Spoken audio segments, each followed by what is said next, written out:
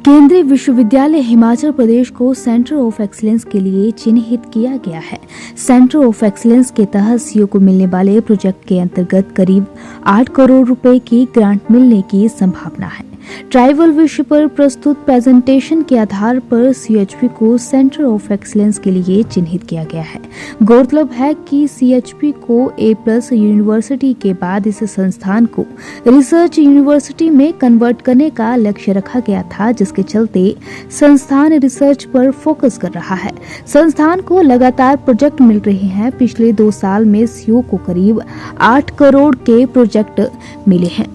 ये एक स्कीम थी जो मिनिस्ट्री ऑफ पंचायती राज की, और मिनिस्ट्री ऑफ पंचायती राज ने मिलकर के मिनिस्ट्री ऑफ एजुकेशन के साथ एक कुछ प्रपोजल्स मांगी थी केंद्रीय विश्वविद्यालयों से। तो 16 विश्वविद्यालयों से ये मांगी गई थी, और 16 में से उन्होंने जो पहली स्क्रीनिंग हुई थी उसमें से 8 विश्वविद्यालय चिन्हित किए थे।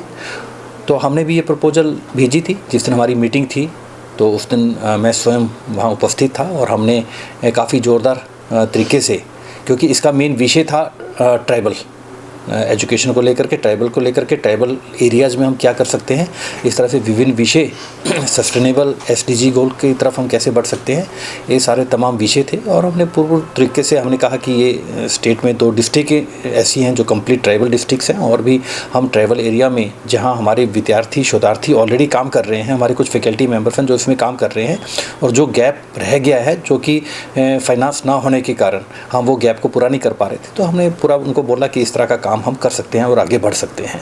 मुझे लगता है कि ये प्रपोजल उनको हमारी अच्छी लगी, और उसके बाद 4 विश्वविद्यालयों को उन्होंने 25 अक्टूबर को उन्होंने प्रेजेंटेशन के लिए बुलाया था। हमने प्रेजेंट किया, वहाँ प्रेजेंटेशन दी।